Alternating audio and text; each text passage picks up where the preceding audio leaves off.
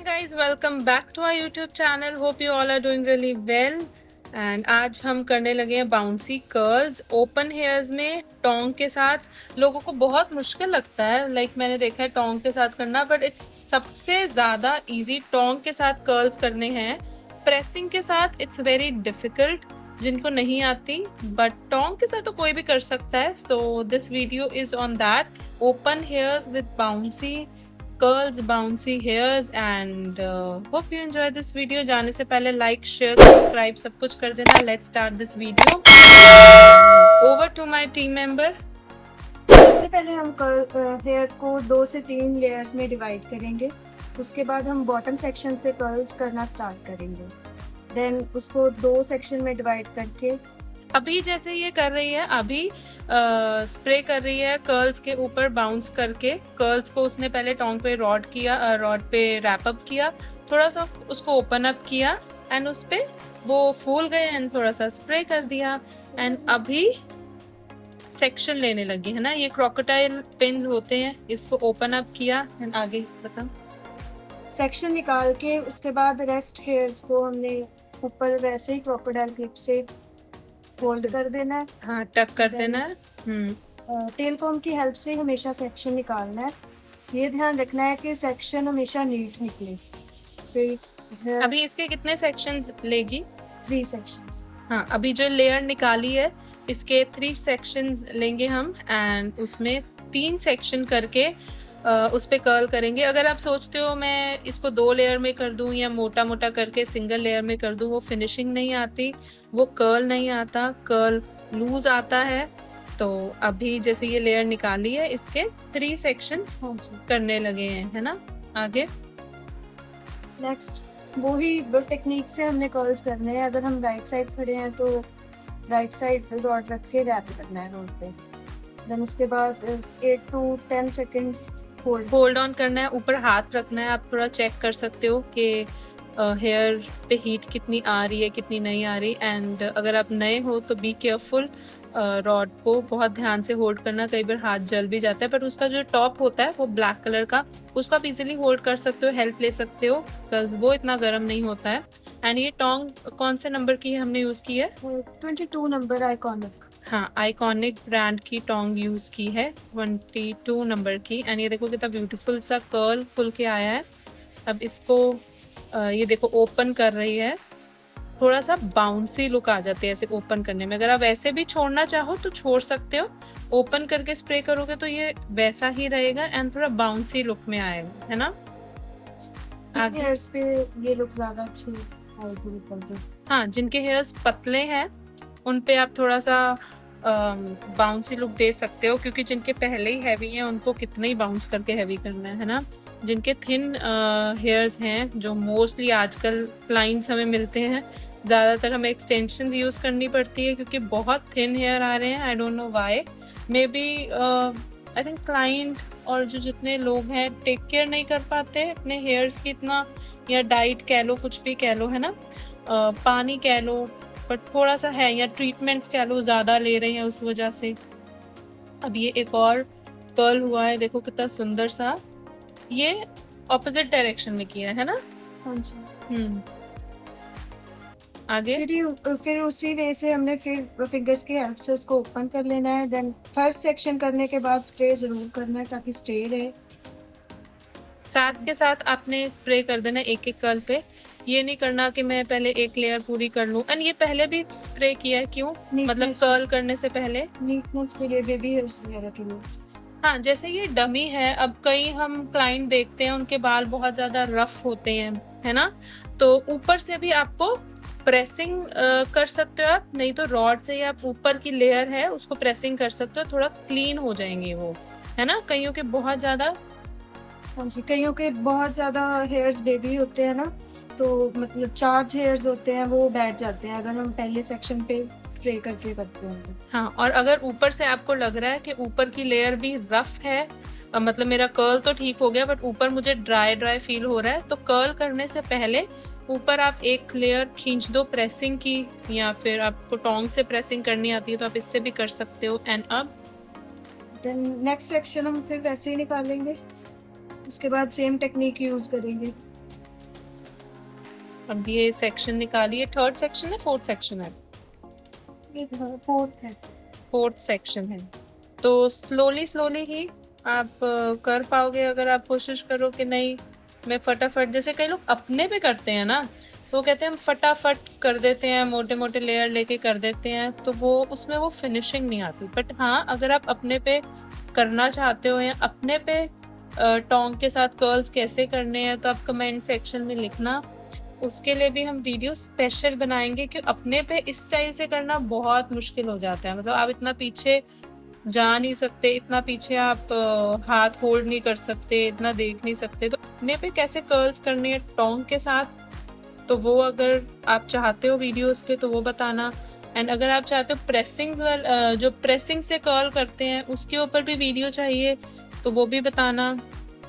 And और कौन से हेयर स्टाइल्स आप देखना चाहते हो, ब्रेड में, बन में, या पंजाबी गुद, वॉट जो भी है ना आपको देखने हैं, आप वो बोल सकते हो एंड कमेंट सेक्शन पे लिख सकते हो, और उसके ऊपर भी हम वीडियो ज़रूर बनाएंगे, राइट। एंड अभी ये वाला सेक्शन इसने लिया है एंड उसको हमने इनवर्ड्स है ना हाँ जी। किया है कर्ल, एंड ये कर्ल खुल के बहुत, ये ऐसे भी अच्छा लग रहा है। अगर आप इसको नहीं भी खोलोगे, पूरे कर्ल्स आप ऐसे करके स्प्रे कर दो, एंड कईयों को अच्छे लगते हैं ना सॉफ्ट से कर्ल्स, तो आप इसको छोड़ के लास्ट में हाथ से अपने सारे कर्ल्स खोल दोगे तो भी बहुत अच्छी लुक आएगी। बट ये हम बाउंसी कर्ल्स कर रहे हैं स्पेशली थिन हेयर्स, या अगर आपको कुछ ऐसी लुक कर रहे हो बाउंसी कर्ल्स चाहिए तो उसके लिए यही पैटर्न ही जाएगा, राइट। नेक्स्ट, जब भी कोई हेयर स्टाइल करना है तो सबसे पहले हेयर्स को प्रेप तो करना ही है आपको। कैसे? और शैम्पू से वॉश करो देन ड्राई करो। कंडीशनर कभी नहीं यूज करना क्योंकि सॉफ्ट हेयर्स में स्टे कम हो जाता है। कंडीशनर से आपके हेयर ज़्यादा सॉफ्ट हो जाएंगे, कर्ल्स का स्टे कम हो जाएगा, एंड उसके बाद इतना पास से बोले इतना नॉर्मल है ना कि आवाज ज़्यादा ना गूंजे। हाँ। और कंडीशनर, हाँ कंडीशनर भी थे, कंडीशनर से क्या होगा, हेयर्स बहुत सॉफ्ट हो जाएंगे तो कर्ल्स का स्टे कम हो जाएगा। एंड ऑब्वियसली अगर आप कर्ल कर रहे हो आपको स्टे चाहिए तो बेसिकली शैम्पू या hair and after that dryer use कर सकते हो या अपने आप ही ड्राई होने दे सकते हो। उसके बाद प्रेप के लिए थोड़ा सा अगर आपको ऊपर क्या बोलते हैं इस एरिया को, क्राउन एरिया। हाँ क्राउन एरिया पे अगर आपको बाउंस चाहिए तो आप उसको थोड़ा सा क्रिम्प भी कर सकते हो। एंड अगर नॉर्मल सा चाहिए तो आप सीधा डायरेक्ट कर्ल भी कर सकते हो। कईयों के बहुत ज़्यादा रफ हेयर होते हैं तो मुझे स्पेशली कहना पड़ता है कि आप पहले प्रेसिंग करो एंड उसके बाद, pressing means half hairs, full length को प्रेसिंग नहीं करना, जो स्कैल्प से लेके हाफ लेंथ होती है उसको थोड़ा सा प्रेसिंग कर दो, थोड़ा नीट हो जाए, एंड उसके बाद नीचे कर्ल्स करेंगे। एंड आगे क्राउन एरिया आगे क्या भी रहता है, क्राउन एरिया रहता है अभी, एक सेक्शन और होएगा उसके बाद हम क्राउन एरिया के। और प्रेप में और क्या करते हैं?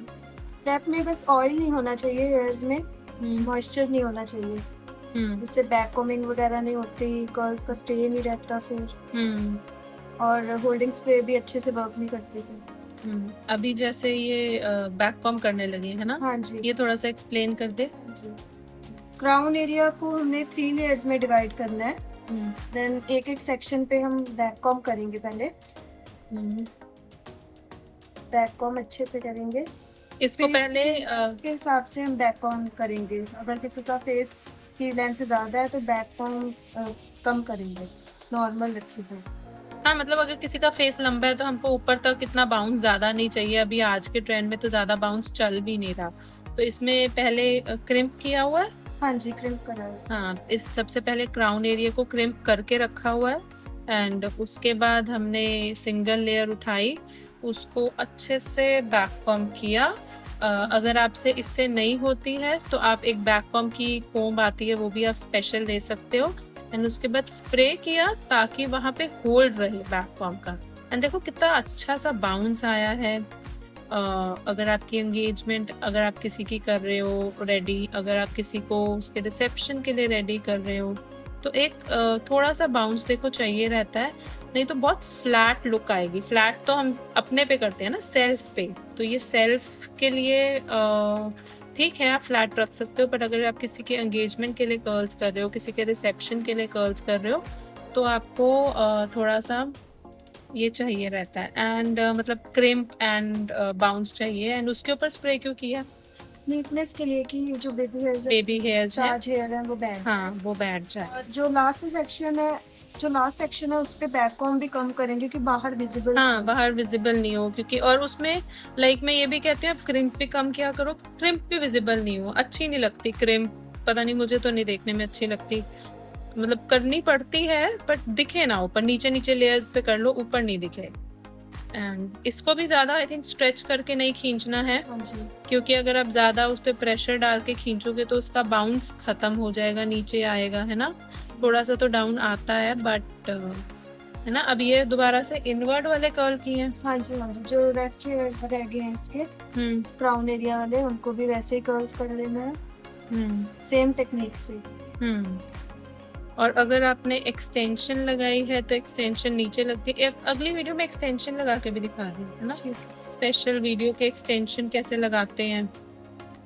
एंड बस अगर एक्सटेंशन लगाई है तो ये कर्ल करके उसको एक्सटेंशन के साथ मिक्स कर दो। मतलब एक्सटेंशन में क्या होता है आपको पता नहीं चलना चाहिए एक्सटेंशन लगी हुई है, अगर वो पता चल रहा है तो मज़ा नहीं आता, वो लुक वैसे निकलते नहीं है, ऐसे एक्सटेंशन कहीं की अलग दिख रही होती है, ओरिजिनल हेयर्स अलग दिख रहे हैं, तो वो चीज़ नहीं अच्छी लगती। बट हाँ अगर आपने एक्सटेंशन लगाई है तो उसको मिक्स करो, नहीं लगाई तो मज़े करो। एंड अब ये लास्ट वाली लेयर को क्या किया है, इसमें 3 सेक्शन लिए है ना, हाँ ये जी। इनवर्ट जाएगा दोबारा, है ना। हाँ जी हाँ जी। एंड आगे बस बैक का डन हो गया है हमारा, अब फ्रंट करेंगे इसके बाद। इसको स्प्रे करेंगे। हाँ जी, सारे कर्ल्स डन होने के बाद एक बार स्प्रे करेंगे इसमें। स्प्रे कौन सा यूज़ किया है? Taft power 5। हाँ और भी बहुत सारे आते हैं, टाफ्ट में आई थिंक 2 नंबर भी आता है, एक पर्पल भी आता है, वो भी अच्छा है होल्ड के लिए, एंड ओसिस का भी आता है, बहुत सारे आते हैं, डिपेंड कितना आपको स्टे चाहिए, किसके ऊपर कर रहे हो, कैसा सब कुछ आपने चार्ज किया, ऑब्वियसली थोड़ा उस पर डिपेंड करता है। टाफ्ट बट बहुत अच्छे स्प्रे में आता है, it's not a reasonable one. Nova का भी अच्छा है ना, हाँ जी। अगर स्टार्टिंग में आप यूज़ करना चाहते हो तो उसका भी होल्ड अच्छा ही है, ऐसे कोई प्रॉब्लम नहीं है, बट हम ज़्यादातर मोस्टली टाफ्ट यूज़ करते हैं, बट कभी कभी नोवा भी यूज़ करते हैं, कभी कभी ओसिस भी करते हैं, और बहुत सारे ब्रांड हैं जो हम अपने कोर्सेज में डिटेल बताते हैं हर प्रोडक्ट की हेयर्स में। खाली एक लोगों को लगता है कि खाली स्प्रे जा रहा है एक टाफ्ट का या और कुछ नहीं जा रहा है, बट बहुत बहुत बहुत सारे प्रोडक्ट्स रहते हैं जो यूज़ होते हैं एक फुल हेयर डू में, एंड वो सारी डिटेलिंग हम अपने professional makeup and hair course में देते हैं। अब पीछे का डन हो गया, कितना प्रिटी लग रहा था, एंड इसको बिंदी भी लगाई हुई है डमी को। एंड अब हम इसका फ्रंट सेक्शन करने जा रहे हैं। एंड फ्रंट को बता। फ्रंट को हम 2 सेक्शंस में डिवाइड करेंगे सेंटर से, और सबसे पहले पीछे से एक सेक्शन लेंगे, इसकी भी 2 से 3 लेयर्स जाएंगी, नीचे से सेक्शन उठाना शुरू करेंगे, है ना। हाँ जी, और आउटवर्ड्स पीछे से, अच्छा पीछे से पीछे से आउटवर्ड्स जाएगा ये, इनवर्ड्स उस तरफ जा रहे हैं ना, हाँ आउटवर्ड्स जाएगा, हाँ हाँ आउटवर्ड्स जाएगा। रॉड हमेशा स्लांट रखनी है। हाँ अगर रॉड आपकी जैसे होगी, कर्ल्स बहुत तरह के कर्ल्स होते हैं, जिस हिसाब से आप रॉड को होल्ड करते हो, जिस हिसाब से आप हेयर को होल्ड करते हो, उस हिसाब से कर्ल आपका आता है।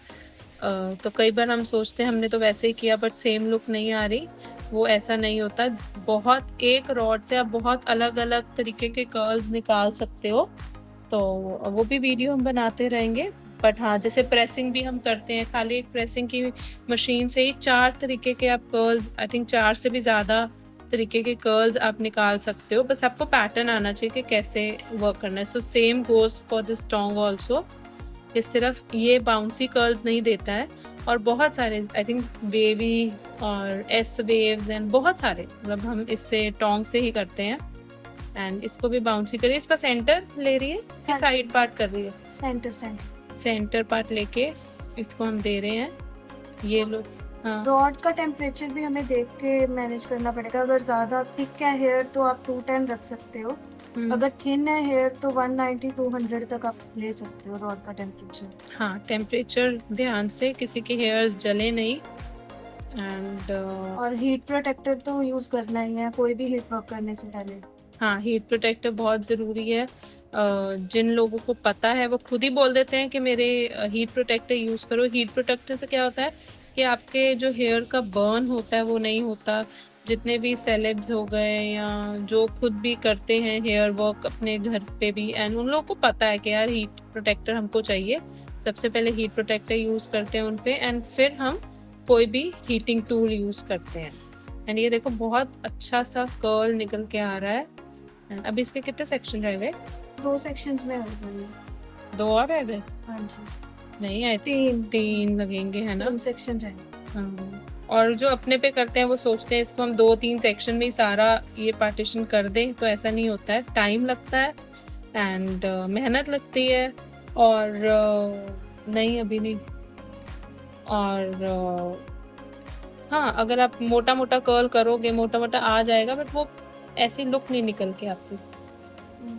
और आप ये लुक को वेडिंग्स वगैरह पे ले सकते हो, लहंगा वगैरह वेयर कर रहे हो या साड़ी वगैरह वेयर कर रहे हो, उस पर भी बहुत अच्छे लगेंगे ये कर्ल्स। एंगेजमेंट पे ले सकते हो, रिसेप्शन पे ले सकते हो, आपके कोई क्लोज घर का फंक्शन है, भाई की शादी है या सिस्टर की वेडिंग है तो ले सकते हो, अपने एंगेजमेंट पे ले सकते हो, डिपेंड। और ये हेयर डू में ये बहुत डिपेंड करता है कि आपके फेस स्ट्रक्चर पे कौन सा हेयर स्टाइल जा रहा है। मतलब अगर आप सोचो मैं कोई भी उठा के किसी के भी फेस पे कर दूंगी, ऐसा नहीं होता, उसके फेस पे सूट करना चाहिए। अब इसको हम सेक्शन अलग तरीके से ले रहे हैं ना, हाँ जी, क्या ऐसे ले रहे हैं? ये थोड़ा फेस को फ्रेम करेगा जिससे फेस थोड़ा हल्का दिखेगा। मैं इससे पहले क्या बोल रही थी? कुछ बोल रही थी? सेक्शन कुछ हुआ फेस नहीं, उससे पहले मैं बोलती हाँ, मतलब आपको अपने फेस के अकॉर्डिंग हेयर डू करना है, फेस के आपके आउटफिट के आपके मेकअप के अकॉर्डिंग हेयर डू लेना है। ये नहीं कि उस पर ये अच्छा लग रहा है तो मुझे भी ये सेम कर दो, ऐसा नहीं है। बहुत सारे क्लाइंट्स आते हैं हमारे पास कि मुझे ऐसा हेयर डू चाहिए, हम कहते हैं हम कर देंगे, बट आपको सूट ये वाला ज़्यादा कर रहे हैं। देखो किसी के उस पे फ्लैट अच्छा लगता है फेस पे, किसी के फेस पे बाउंसी अच्छा लगता है, सबके फेस के अकॉर्डिंग आप हेयर वर्क करो। अब जैसे हमने पीछे चाहे ये कर्ल्स कर लिए, पर जब हम फ्रंट करने लगते हैं आप क्लाइंट का फेस देखो, उस पे सेंटर पार्टीशन सूट कर रहा है या नहीं कर रहा, उस पे साइड पार्टीशन सूट कर रहा है ना, फेस के अकॉर्डिंग चलो थोड़ा सा। हाँ जी, तो बस इसी वे से करने हैं। बाद में मतलब सारे कर्ल्स करने के बाद ना फिंगर्स के साथ उसको मर्ज कर लेना है, थोड़ी सॉफ्ट लुक नेचुरल लुक दे देनी है। अलग अलग मतलब नहीं रखने हैं, मतलब जैसे हमने कर्ल करके छोड़ दिया ऐसा नहीं। देखो वो सारे हमने मिक्स कर दिए कर्ल, एक के ऊपर एक, आपको ऐसे एक एक लेयर अलग नहीं दिखेगी। जैसे जो लोग अपने पे कर्ल करते हैं ना, वो कई बार उनको ऐसा रह जाता है सारे हेयर्स वो छोड़ देते हैं। देखो जब ये मिक्स करेगी तो एक बाउंसी सा लुक आएगा। एंड इंटरेस्ट, हाँ एक बार चेक करो, देखो कि फेस के अकॉर्डिंग कैसा सूट करता है। कई बार हम फ्रंट के पार्टीशन को 2 में डिवाइड कर देते हैं, जैसे फेस के अकॉर्डिंग सूट कर रहे हैं। हाँ जी, बस ऐसे ही करो। और फ्रंट का ये भी ध्यान रखना है कि जो बेंड है वो ज़्यादा ऊपर नहीं होना चाहिए, तो फिर वो अच्छा नहीं लगेगा दिखने में। वो अपने ब्रोज से थोड़ा नीचे होना चाहिए, जो ब्रो की आर्क है वहां से थोड़ा सा नीचे। ये देखो जैसे यहाँ नहीं आना चाहिए, आईब्रो से मतलब नीचे जाना चाहिए, मतलब ये नहीं कि आप पूरा ऊपर तक कर्ल घुमा दो, रॉड घुमा दो, है ना, थोड़ा नीचे नीचे होना चाहिए, फेस को फ्रेम करे वो। बिल्कुल ऊपर कर्ल तो अच्छा भी नहीं लगता है ना, थोड़ा सा वहां से ऐसे तो बहुत फूला हुआ फेस लगेगा, है ना। अब ये देखो अगर ये छोड़ेगी तो सिंगल लगेगा, अगर मिक्स कर देगी तो कितना अच्छा लग रहा है। ये 2 पार्टीशन में है वैसे, ये अब 3rd मिक्स कर दिया, है ना। अभी आपको देखना है आपको कितना फूला हुआ चाहिए, फेस के अकॉर्डिंग कैसे। अगर ऐसे टेक्सचर चाहिए, टेक्सचर दे के थोड़ा सा स्प्रे कर दो। फोरहेड पे चाहिए तो थोड़ा फोरहेड, देखो जैसे फोरहेड पे किया थोड़ा फेस हल्का लगने लग गया, है ना। बहुत ब्यूटीफुल से कर्ल्स एंड बस ये देखो अभी 2 सेक्शन में होगा क्योंकि शायद फेस हैवी लग रहा था तो इसने 2 सेक्शन में कर दिया उसको। बाकी आपको क्लाइंट के फेस के अकॉर्डिंग देखना है कि कैसे जा रहा है कैसे नहीं जा रहा है ना, कैसे सूट कर रहा है फेस के अकॉर्डिंग। एंड यस ये बैक भी हमारी डन हो गई, साइड भी डन हो गई एंड अब हम दूसरी साइड करने लगे हैं एंड टर्न करते हैं। दूसरी साइड भी हम इसी वे से करेंगे कर्ल्स। सेक्शन बैक से लेंगे, पहले अच्छे से उसको कॉम करेंगे सेक्शन को एंड उसके बाद सेक्शन निकालेंगे। टेल हमेशा स्कैल्प के साथ टच होके निकलनी चाहिए जिससे सेक्शन बिल्कुल नीट निकलता है। और लाइक एक और चीज़, अगर आप अपने लिए क्लिप्स ले रहे हो तो आप ये क्रोकोडाइल क्लिप्स लेके रखो क्योंकि ये थोड़ा सा हेयर्स को होल्ड करते हैं। अगर आप दूसरे क्लिप्स ले लोगे ना, सिंपल स्टील क्लिप्स जो आते हैं, दिखा दें कर्ल्स वाले भी स्टील क्लिप्स आते हैं होल्ड करने के लिए वैसे। हाँ, अगर आप सेक्शन पूरा होल्ड कर रहे हो तो फिर क्रोकोडाइल क्लिप्स सही है। ये देखो इसने अभी देखो टोंग स्लांट रखी है ना, अगर आप स्लांट और यहाँ पे साइड का फर्क होता है, उस साइड पे उस तरफ उस साइड रॉड है जो वो ऊपर रहेगी और इस साइड अगर आप कर रहे हो तो रॉड नीचे की तरफ रहेगी स्लांट भी। मतलब कि बेसिक मोटिव हमारा ये है कि जो आपके कर्ल्स हैं फेस से पीछे की तरफ फोल्ड होने चाहिए। ऐसा नहीं कि रोल आके आपके फेस की तरफ है ना हाँ जी टर्न हो रहा है, वो आपके फेस के ऑपोजिट डायरेक्शन में टर्न होना चाहिए। एंड हाँ क्लिप्स दोनों आते हैं। क्रोकोडाइल आई थिंक मुझे क्रोकोडाइल ज़्यादा सही लगते हैं कि वो अच्छे से होल्ड कर लेते हैं हेयर्स को। आप अपने पे कर रहे हो चाहे क्लाइंट पे कर रहे हो, कई क्लाइंट के हेयर्स बहुत हैवी होते हैं तो वो क्रोकोडाइल क्लिप अच्छे से होल्ड कर ले। अगर यही आप टोंग स्ट्रेट पकड़ लोगे या बिल्कुल जैसे बिल्कुल टेढ़ी, जैसे ना क्या कहते हैं उसको, डायगोनल, हाँ ऐसे कर दोगे तो भी वो अलग ही कर्ल आएगा, फिर ये सेम कर्ल नहीं आएगा। ठीक है, अगर ऐसे करना थोड़ा मुश्किल भी लगता है तो हम पूरे सेक्शन को नीचे तक ले जाएंगे रोड को, फिर उस पे गोल गोल हाँ रैप कर दो अगर आपसे नहीं होता तो। एंड फिर से ये इजी है टेक्निक। हाँ अगर आपको ये क्लिप खोल के आपसे नहीं हो रहे हैं कर्ल तो रैप कर लो। ये देखो इसने क्लिप खोला है और जो रॉड थी आप ध्यान से अगर देखोगे तो हेयर के ऊपर रखी हुई थी, हेयर के उधर नीचे थी। हाँ जी हाँ, और यहाँ पे हेयर के ऊपर रख के कर्ल शुरू किया एंड ऑलमोस्ट ये डन हो गया। कितना सेक्शन गया अभी?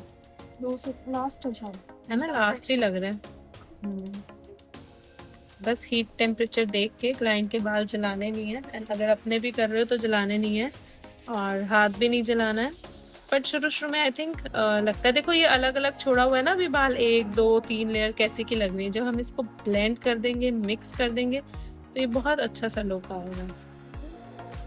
देखो यहाँ पे भी इसने आईब्रोज के ऊपर कर्ल सेक्शन को हम नहीं लेके गए हैं, आईब्रोज के नीचे ही रखना है, इक्वल रखना है उसके। हाँ ये बहुत सही बात बोली कि जब हम दूसरी साइड करते हैं तो वो इक्वल होना चाहिए। मतलब ये नहीं कि एक कर्ल आपका नीचे जा रहा है एक कर्ल थोड़ा ऊपर आ रहा है, तो ये चीजें नहीं होनी चाहिए। और बस ऑलमोस्ट ये डन है। अगर कई क्लाइंट्स के बाउंस कम भी होता है तो फ्रंट पे भी हम बैक कॉम कर सकते हैं, राइट। हाँ फ्रंट पे बैक कम कर सकते हो, फ्रंट पे क्रिम कर सकते हो। बैक कम अगर हाँ बैक कम करनी तो कैसे करें, स्लांट करें कि स्लांट कर, जैसे आपने कर्ल सेक्शन उठाया है वैसे ही बैक कम करनी, हल्का हल्का बैक कम करो, स्प्रे करो, क्लीन करो, नीट करो ऊपर से एंड देन आप उसको फिनिश करो। कितना रहेगी वीडियो, बस खत्म होने वाली है और ये कितना ब्यूटीफुल सा लुक रेडी हुआ है। I hope you all like this video. आपको बहुत कुछ सीखने को मिला होगा एंड हमारे लिए बहुत मुश्किल था इतने लंबे वीडियो को वॉइस ओवर करना, बट क्योंकि एक ही चीज़ है, कर्ल को हम कितना ही समझा सकते हैं, तो देखने से समझ लगना है ना।